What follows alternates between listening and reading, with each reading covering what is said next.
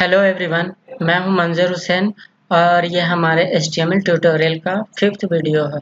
और इस ट्यूटोरियल में हम नेस्टेड एलिमेंट और एट्रीब्यूट के बारे में बात करेंगे। उससे पहले मैं आपको बताना चाहूँगा, पिछले ट्यूटोरियल में हमने HTML टैग और बेसिक HTML स्ट्रक्चर के बारे में पढ़ा था। और जिन्होंने मेरे पिछले वीडियो नहीं देखे हैं, उनसे रिक्वेस्ट है कि मेरे पिछले वीडियो ट्यूटोरियल देख ले, ताकि इस वीडियो में कोई भी डाउट ना हो। तो चलते हैं कि नेस्टेड एलिमेंट क्या होता है। तो उसके लिए मैं एक स्ट्रक्चर तैयार करता हूँ, बेसिक HTML स्ट्रक्चर का।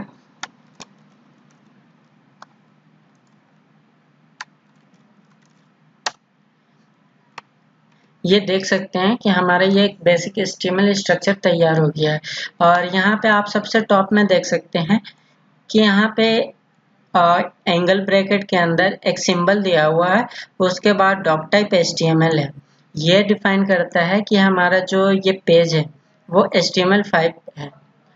और जैसे मैंने बताया कि नेस्टेड एलिमेंट क्या होता है, तो नेस्टेड एलिमेंट होता है कि एलिमेंट के अंदर एलिमेंट होता है।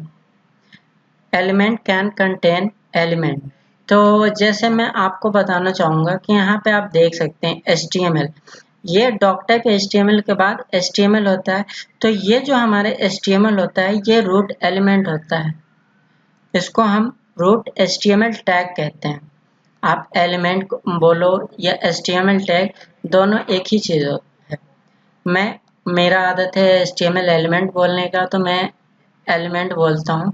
वो डिपेंड करता है आप क्या बोलते हो, आप HTML टैग बोले या एलिमेंट बोले, दोनों ही सही है। तो ये हमारा रूट एलिमेंट है।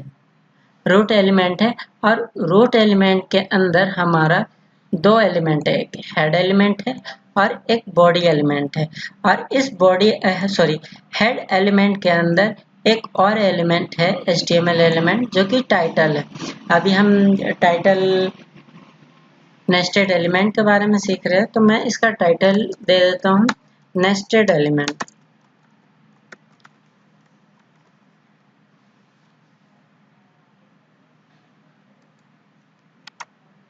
ये देखिए, जो टाइटल एलिमेंट होता है वो हमारा ब्राउज़र के कॉर्नर के लेफ्ट साइड में दिखता है। आप यहाँ पे देख सकते हैं, जो मैंने टाइटल मैसेज दिया वो हमारे कॉर्नर के लेफ्ट साइड में दिख रहा है, नेस्टेड एलिमेंट। तो अब जैसा आप देख सकते हैं, एलिमेंट के अंदर मैंने मेरे HTML एलिमेंट के अंदर दो एलिमेंट है, हेड एलिमेंट है, एक बॉडी एलिमेंट है। तो हेड एलिमेंट के अंदर एक और एलिमेंट है जो कि टाइटल HTML टैग है। और एक मैं बॉडी के अंदर भी एक एलिमेंट ले लेता हूँ, पैराग्राफ।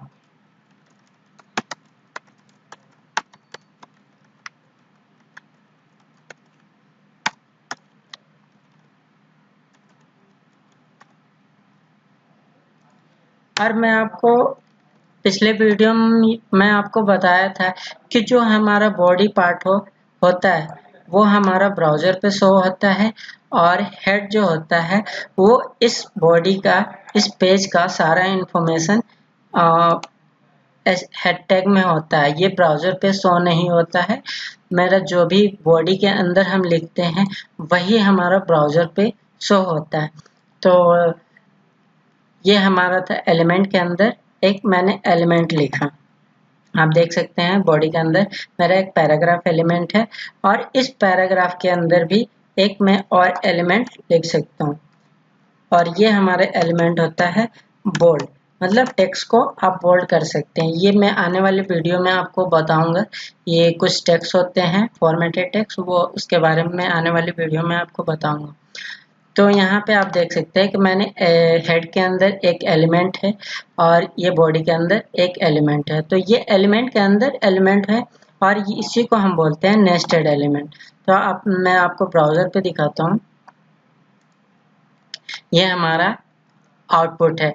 आप देख सकते हैं कि मैंने जब एक पैराग्राफ एलिमेंट के अंदर एक बोल्ड एलिमेंट डाला, जैसे बी ओपन किया और बी को क्लोज किया, तो ये हमारा टेक्स्ट बोल्ड दिख रहा है।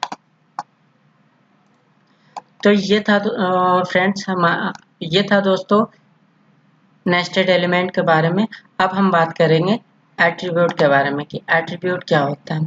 तो एट्रीब्यूट एलिमेंट का एडिशनल इंफॉर्मेशन होता है। जैसे हम कोई भी इस ब्राउज़र को हम इंस्ट्रक्ट करते हैं कि हमें एलिमेंट को कैसे शो करना है और ब्राउज़र को क्या शो करना है। तो अभी तो हम आप देख सकते हैं यहाँ पे एक पैराग्राफ एलिमेंट है, लेकिन मैं कुछ इसको इस पैराग्राफ में कुछ एडिशनल इंफॉर्मेशन देना चाहता हूँ। तो आपको मैं एक स्ट्रक्चर बताता हूँ कि एट्रीब्यूट कैसे लिखते हैं। तो एट्रीब्यूट लिखने का तरीका,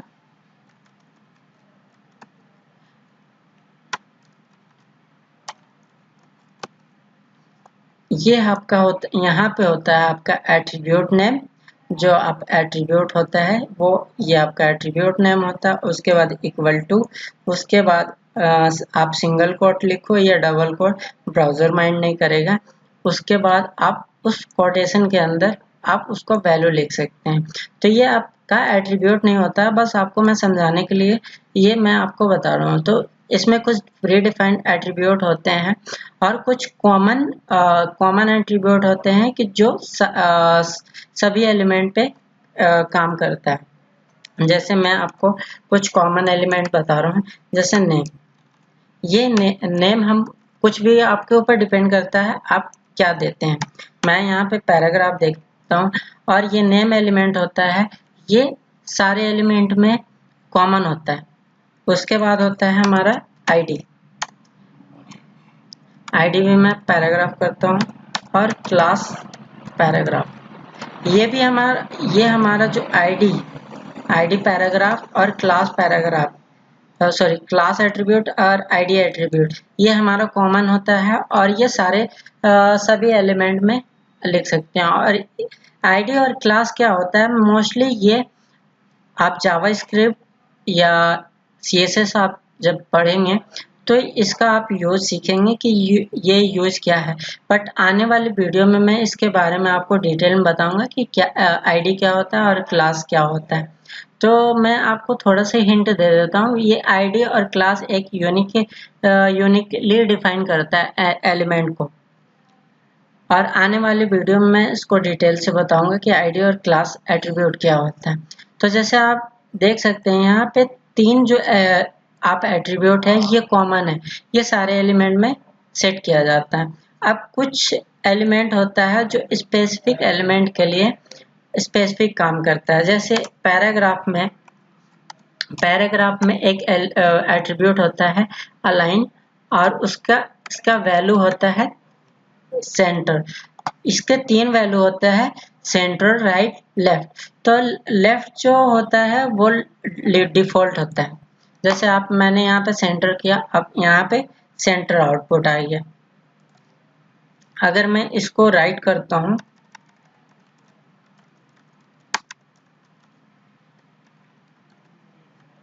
तो ये हमारा राइट की तरफ चला गया, और इसको अगर लेफ्ट करता हूँ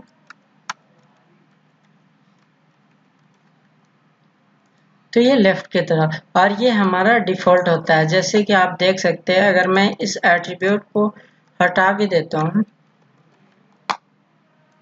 तो ये हमारा लेफ्ट है। एक और एट्रीब्यूट होता है स्टाइल। ये स्टाइल होता है सीएसएस के लिए। तो ये मैं आने वाली वीडियो में आपको डिटेल में बताऊंगा, और जब आप ये सीएसएस पढ़ेंगे तो इसको आपका यूज सीखेंगे कि ये इसके क्या। बट मैं आने वाली वीडियो में इसके बारे में मैं डिटेल में बताऊंगा कि स्टाइल टैग का यूज क्या होता है। और मैं आपको कुछ और बताना चाहूँगा कि HTML जो होता है वो केस सेंसिटिव नहीं होता है। जैसे आप यहाँ पे कैपिटल P लिखते हैं तो ये ब्राउज़र माइंड नहीं करता है। जैसे आप यहाँ पे देख सकते हैं कि यहाँ पे दिस इज ए पैराग्राफ, मेरा जैसे आउटपुट आ रहा था वैसे ही है, कोई ब्राउज़र पे इफेक्ट नहीं आया। तो एक अच्छे डिजाइनर, वेब डिजाइनर के लिए और एक अच्छे प्रोफेशनल डिजाइनर के लिए मैं आपको प्रेफर करूँगा कि आप इसको स्मॉल लोअर केस में ही लिखें। और दूसरी बात, जब आप कोई एलिमेंट को स्टार्ट करते हैं वो उसको एंड करना ना भूलें। जब कोई एलिमेंट को आप स्टार्ट करते हैं, उसके बाद आप उसका कंटेंट लिखते हैं, उसके बाद आप उस एलिमेंट को क्लोज करें, ये हमारा। और जैसे मैंने आपको बताया कि मैं यहाँ पे नेम है, आईडी है, क्लास है, तो जैसे मैंने आपको बताया कि HTML केस सेंसिटिव नहीं होता। आप इसको या तो कैपिटल में लिखें या लोअर में लिखें, ये ब्राउज़र माइंड नहीं करेगा। जैसा आप यहाँ पे देख सकते हैं, मेरा जैसे आउटपुट था वैसे ही।